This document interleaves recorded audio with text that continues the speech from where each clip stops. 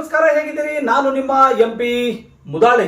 ಬಂಧುಗಳೇ, ತಮಗೆಲ್ಲ ಗೊತ್ತಿರೋ ಹಾಗೆ ಕರ್ನಾಟಕ ರಾಜ್ಯದ ಕಡುಭ್ರಷ್ಟ ರಾಜಕಾರಣಿ ಯಾರಾಗಿದ್ದಾರೆ ಅಂದ್ರೆ ಅದು ಸಿದ್ದರಾಮಯ್ಯ ಅವರಾಗಿದ್ದಾರೆ ಎಂದು ಛಲವಾದಿ ನಾರಾಯಣಸ್ವಾಮಿ ಅವರು ಬೀದರ್ ನಗರದ ಮಂಗಲ್ಪೇಟ್ನ ಹಬ್ಸಿಕೋಟ್ ಸಭಾಂಗಣದಲ್ಲಿ ಮಾಧ್ಯಮದವರೊಂದಿಗೆ ಮಾತನಾಡುತ್ತಾ ಸರ್ಕಾರದ ವಿರುದ್ಧ ಹರಿಹಾಯ್ದಿದ್ದಾರೆ.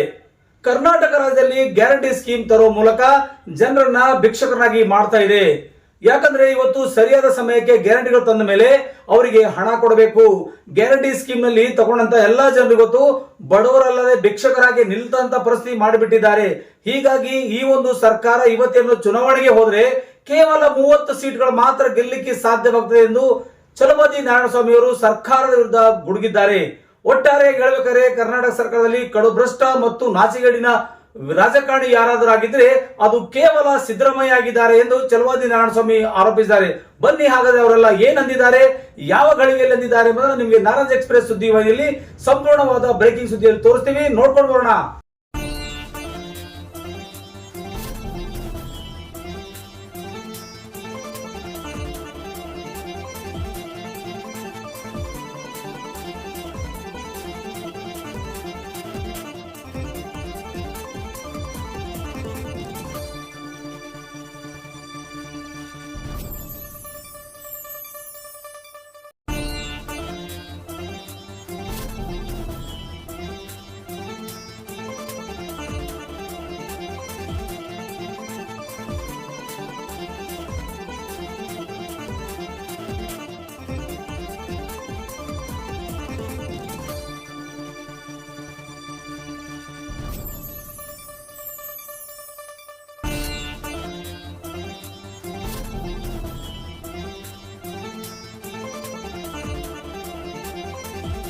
ಈಗ ನಾವು ಹೇಳಿದಾಗ ಅದಕ್ಕೆ ಗೌರವ ಕೊಡಲಿಲ್ಲ ಯಾರು.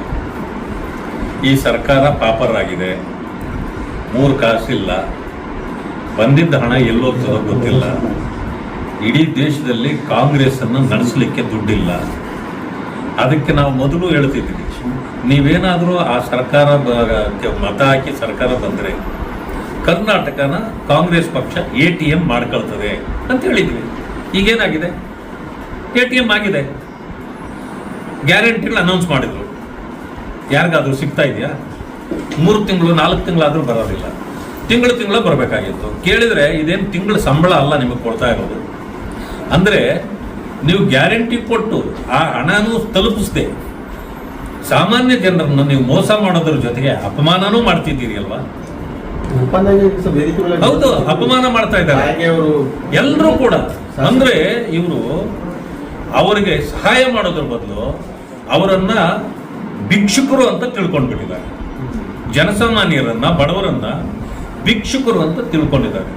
ಅದಕ್ಕೆ ಈಗ ಜನ ಎಚ್ಚೆತ್ಕೊಂಡು ನಿಮ್ಮ ಹಣ ಯಾವನಿಗೆ ಬೇಕು, ನೀವು ನಮಗೆ ಮೋಸ ಮಾಡಿದ್ದೀರಿ, ಅನ್ಯಾಯ ಮಾಡಿದ್ದೀರಿ, ರಾಜೀನಾಮೆ ಕೊಡುವಂತ ಕೇಳುವಂತ ಪರಿಸ್ಥಿತಿ ಬಂದಿದೆ. ಇವತ್ತೇನಾದರೂ ಈ ಸರ್ಕಾರ ಡಿಸಾಲ್ವ್ ಮಾಡಿ ಚುನಾವಣೆಗೆ ಹೋದ್ರೆ 30 ಸೀಟು ಕೂಡ ಬರಲ್ಲ, 30 ಕೂಡ ಬರಲ್ಲ ಅಂತ ಪರಿಸ್ಥಿತಿಯಲ್ಲಿದ್ದಾರೆ. ನಾವು ಹೇಳೋದು ಬೇಕಾಗಿಲ್ಲ. TR ಪಾಟೀಲ್ ಏನ್ ಹೇಳ್ತಾವ್ರೆ, ಕಾಗೆ ಅವ್ರು ಏನ್ ಹೇಳ್ತಾವ್ರೆ, ಗೋಪಾಲ್ ಕೃಷ್ಣ ಏನ್ ಹೇಳ್ತಾವ್ರೆ, ಪ್ರತಿಯೊಬ್ಬರು ಕೂಡ ಇವತ್ತು ಅವರ ಪಕ್ಷವನ್ನ, ಅವರ ಸರ್ಕಾರವನ್ನ ಅವರೇ ಹರಾಜಿಗೆ ಹಾಕ್ತಾವ್ರೆ, ಸ್ವಪಕ್ಷದವ್ರಿಗೆ.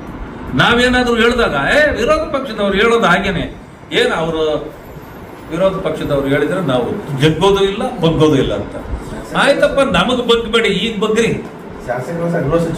ನಿಮ್ಮವರೇ ಹೇಳ್ತಿದ್ದಾರೆ, ಗೃಹ ಸಚಿವರು ಹೇಳ್ತಿದ್ದಾರೆ, ಈಗ ಬಗ್ರಿ ಅವ್ರಿಗೆ, ನಮಗ್ ಬಗ್ಬೇಡಿ ನೀವು. ಎಂತ ಪರಿಸ್ಥಿತಿ ಇದೆ ಅಂತಂದ್ರೆ,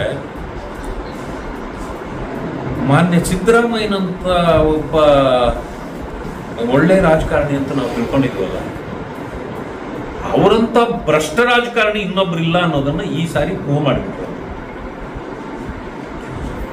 ಆಮೇಲೆ ಇಷ್ಟೊಂದು ನಾಚಿಕೆಗೆಟ್ಟ ವ್ಯಕ್ತಿ ನಾನು ಅನ್ನೋದನ್ನ ತೋರಿಸ್ಕೊಟ್ಬಿಟ್ರು. ಇಷ್ಟಾಗ್ತಿದ್ರು ಕಣ್ಣು ಮುಂದೆ ನಾನು ಅವ್ರನ್ನ ಕರೆದು ಮಾತಾಡ್ತೀನಿ. ಭ್ರಷ್ಟಾಚಾರ ನಡೆದು ಬಿಟ್ಟಿದೆ ಅಂತ ಹೇಳಿದ್ರೆ ನಾನು ಅವ್ರನ್ನ ಕರೆದು ಮಾತಾಡ್ತೀನಿ. ಏನಂತ